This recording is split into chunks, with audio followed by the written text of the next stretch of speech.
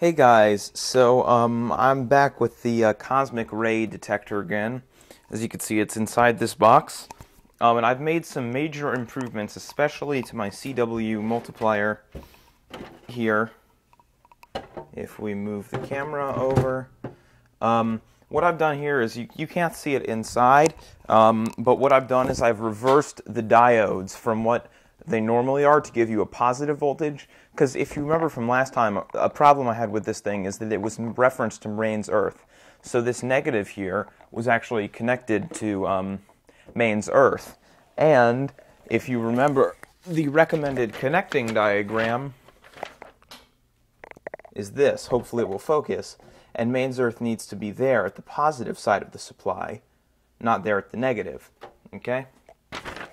So what I've done here is I've reversed the diodes so that now it creates a negative voltage. So basically just switch the direction of all the diodes is basically all I've done, is just make a negative voltage relative to mains earth. And I have mains earth connected to the case here and everything. So what I've also done is it turns out in the last design I had a bad diode, so I've been able to take away a few stages because of the bad diode was reducing the voltage output. So it broke or something. I'm using 1N4003s. So what I've done is take away a few stages, because the more stages you have, the more your supply is going to drop under load. So I was able to take away some stages so that my supply dropped less under load. So that was nice. The problem I'm having is that my first, I think, six capacitors in there are, like the first six basically, are 0.1 microfarads. So, and then the next ones are maybe 10 nanofarads. So that's the low capacitance is a reason why my output drops so significantly. In fact, we can actually take a look at it here on my multimeter. Okay, so if we are to take a look here on my multimeter, let me get this set up properly. But what I'm going to do is I'm going to turn the supply on, connected with the cosmic ray detector, which is about a 3.3 megohm load. Okay, so we turned it on now. Remember, this is divide by 10, so we're getting about 905 volts. Now, this is maybe 5% accurate because I'm using my homemade resistor divider, so this is maybe 5–10% accurate, plus whatever the accuracy of the multimeter is. So it's not a super accurate solution. So now if I turn it off, just to be safe, you don't want to touch any of this. I mean, even though the capacitance is so low, it's not likely to hurt you. It could very well, so you don't want to take any chances with this sort of thing. So we turn it back on again without the load, and this time it's about 2,300 volts. So you can see just a 3.3 megohm load, that's a very low load, is enough to, you can see now it's dropping due to just the internal resistance, because I turned it on. Well, actually, no, it's not. Sorry, it's dropping to the resistance due to the resistance of the multimeter. So that's a problem that I solved, is with the power supply. So that was nice that I was able to fix that. The cosmic ray detector is still the same. I've taped up the holes a little bit more. But the main difference here is I don't need that little audio transformer. I can just hook this up directly to the scope, which is a huge improvement. Being able to hook things directly up to your scope means that now I can start to, what needs to be done is using this op amp here, is to amplify the signal, and then put it on a comparator so that you get a nice clean pulse at the exact signal level that you want. So that's basically the equivalent of turning the trigger level on your scope. And that's really it. I've added some extra filter caps on the output just to make sure the voltage doesn't drift as much. But that's really it. So I will show you now what this looks like on the scope. So, God, if I can get this.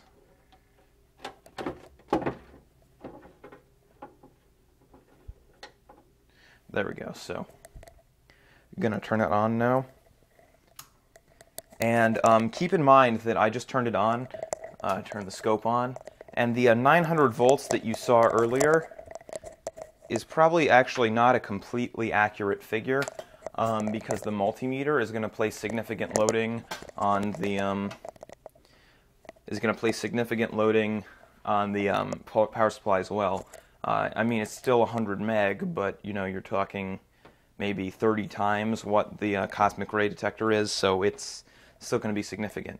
So I have it on auto trigger now, and you can see since none of this stuff is shielded, which it will be in the final design, the op amp will be just placed directly on the box, and then the whole box will be shielded. But you can see there's a very significant 60 hertz wave there. So if we switch it back to normal trigger, you can see this is in the light. So I'm going to go turn off the light now. It's daytime here right now. So you can see that these are going to be the most high energy cosmic rays that are going to actually pass through. So my body's probably influenced that, so I'll step back maybe 10 or so feet, just so you can sort of get a few minutes of cosmic rays. So these are most definitely, like the other one, I wasn't sure if that was just noise. Obviously there's a little bit of noise, but I would say at least 90% of these are not going to be noise. Obviously I won't know till everything's shielded. It's going to be shielded with just tinfoil connected to mains Earth, obviously. So, so these are the cosmic rays you're seeing. I'm going to keep that the same, and I'm going to take my americium from a smoke detector and place it just right in the middle of the box. And I'm going to take a second smoke detector that I have. I don't have the americium out of this, just the full smoke detector box, and place it on top as well. Now keep in mind that this probably won't do very much, maybe not even anything noticeable, because americium is a, is an alpha emitter, and the alpha is going to be blocked by the box. So only the very weak gammas will actually get through, so I don't know if it's going to be noticeable or not. So I'm going to take the smoke detectors and the americium off. Or I should say smoke detector and americium. As you can see, my body radiation is probably influencing this quite a noticeable amount. But you can see now that if we switch it to auto trigger, maybe ramp up a bit the time base, you can see these little spikes, and these are what the cosmic rays are. You can see these spikes are overlaid on top of the 60 hertz. So if I turn up the brightness a bit. It's my multimeter timing out. But you can see these spikes are the cosmic rays. So we can adjust the trigger level. Well, actually, we're not on normal trigger now. We can adjust the trigger level now to trigger more often on lower energy cosmic rays, or higher trigger level on higher energy cosmic rays, or we can switch it all the way down so that we're just basically hardly triggering at all. So this is now going to detect the lowest energy cosmic rays, and we're going higher, higher, higher, higher, and now we're hardly going to get any cosmic rays at all because we're detecting at such a high level.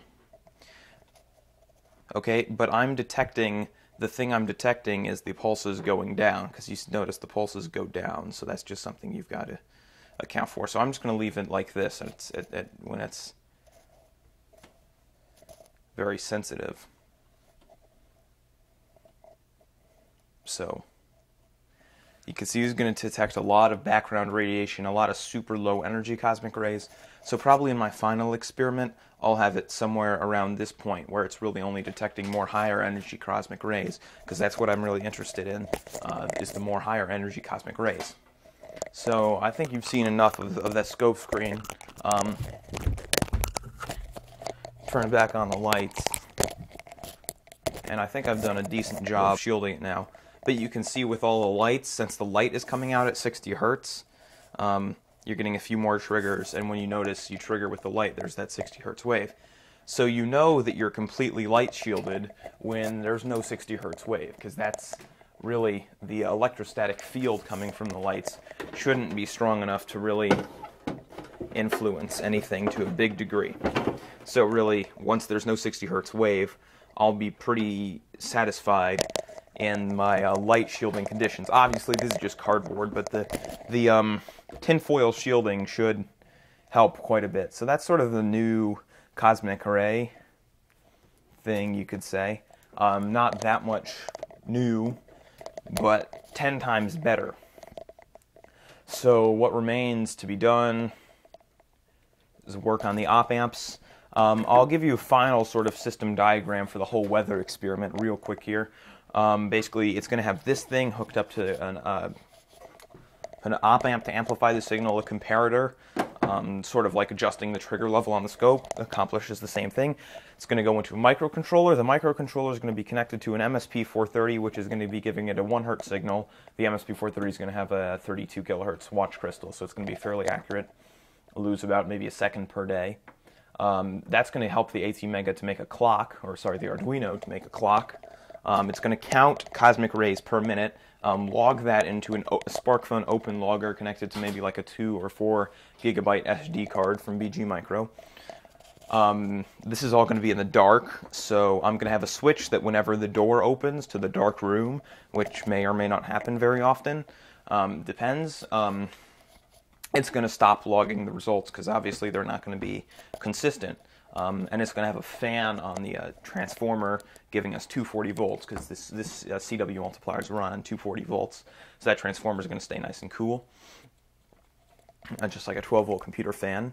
And that's going to be connected with 50 feet of telephone wire and a serial link to the other Arduino where all the, I think, a frequency to light converter, a temperature sensor, and a water sensor are going to be. So it's going to be like on the roof.